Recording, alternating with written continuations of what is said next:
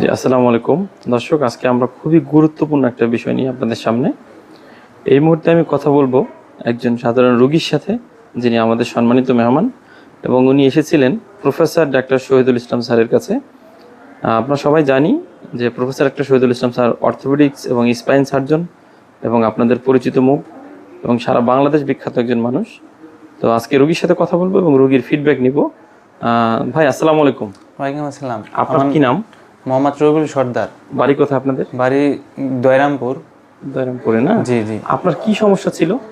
আসলে আমার হাঁটুতে ফুটবল খেলতে যায় একটু ব্যথা পাইছিলাম অনেকদিন দীর্ঘ। মানে ফুটবল খেলতে যায় কি কেউ পায়ে বাড়ি মারছিল জি এরকম পা জি দিয়ে? জি। যে বলে না লেগে আপনার পায়ে লেগে গেল? জি জি। আচ্ছা, তারপরে কি হয়েছে? তার অনেকদিন এমনি ছিল, ঠিক আছে, অনেকদিন এমনি ছিল সমস্যা। তারপর আমাদের এলাকায় একটা ডক্টর আছে, তার কাছ থেকে আলাপ করার পরে ডক্টর শহীদুল ইসলামের ঠিকানা বলছে? জি জি। আচ্ছা আচ্ছা। তারপর ওনার এই জায়গায় আসার পর উনি একটা রিপোর্ট দিয়েছে, রিপোর্টের পরে তারপরে উনি অপারেশন করতে বলছেন। কি রিপোর্ট দিছে? এক্সরে না এমআরআই? এমআরআই। এমআরআই, হাঁটুর এমআরআই করতেছে তাই না? তো হাঁটুর এমআরআই করার পরে আপনার এই সমস্যাটা ধরা পড়েছে? জি জি। আচ্ছা, যে হাঁটুর রক ছিঁড়ে গেছে স্যার বলেছে আলহামদুলিল্লাহ। এখন তো আপনি অপারেশন হয়েছেন, স্যার অপারেশন করেছে। তো স্যার যে অপারেশন করেছে এখন আপনি কেমন আছেন? এখন মাশাআল্লাহ স্বাভাবিক আছে আলহামদুলিল্লাহ, খুবই ভালো। তো এখন তো আপনার কাছে মনে হচ্ছে যে আমার হাঁটুটা আগের থেকে অনেক ভালো, যেহেতু হাঁটুর রক ছিঁড়ে গিয়েছিল তাই না? তো দর্শক, এখন আমরা রোগীর অভিভাবকের সাথে ওনার মায়ের সাথে কথা বলবো। আসসালামু আলাইকুম। আন্টি, ভালো আছেন আপনি?